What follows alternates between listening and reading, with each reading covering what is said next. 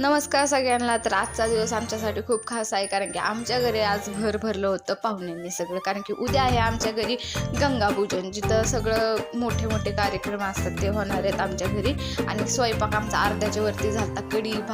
कढी भात आणि भाजी कशाची केली ती मला आठवत नाही, पण भाजी झाली. आमचं फक्त चपात्यांचं चालू होतं. चपात्यांमध्ये पण आमची गेम चालू होती की एक जण करायचं चालू होतं. मम्मीच्या झालं त्या आत्या लाईनीला बसल्या होत्या आणि त्यातमध्ये दिदीचं चालू होतं लाईटीच्या दिवाचं, कारण की आत्यांनी इलेक्ट्रॉनिकचा दिवा आणला होता उद्याच्या कार्यक्रमासाठी. तर आम्ही तोच पाहत होतो.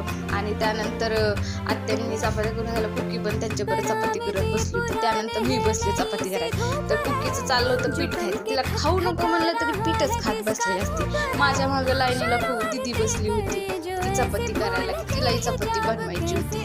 माझी झाल्यावरती ती बसली. तिच्या मदतीला परत कुकी आली आणि आमचा स्वयंपाक असाच चालू होता. चपाती झाल्या म्हणजे थोड्याच राहिल्या होत्या. तर मी बाहेर जाऊन बघावतं काय, तर आजींनी अख्खा राडा काढून बसल्या होत्या. त्यांच्या कपाटातलं सगळं काढून बसल्या होत्या. आणि काय मग मी आले आमच्या बेडरूममध्ये आणि बसले थोड्या वेळात. मग काय करावं म्हणून परत त्यांच्यापाशी जाऊन बसले होते. त्यांचा फॅमिली गट्टा बसला होता. तर काय करावं त्यांच्यापाशी, तर मला बोर व्हायला लागलं. तर बघा आमचे भाऊजी देवदास बनून बसले होते, का तर त्यांना मोबाईल दिला नव्हता. तर विचार करत बसले, तर मग लक्षात आलं, अरे आजींसाठी तर भाकरी बनवलीच नाहीये. तर मग भाकरी बनवायला गेले, बाकीच्यांना जेवायला बसवलं. आजीचं तर वेगळंच चाललेलं असतं. स्वतःचा मोबाईल घेतला आणि जेवायला बसले ते.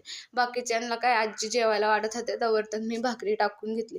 आमचं जेवण चालूच होतं आणि आमचा असं मस्तपैकी दिवस गेला. तर भेटूया उद्या. बाय.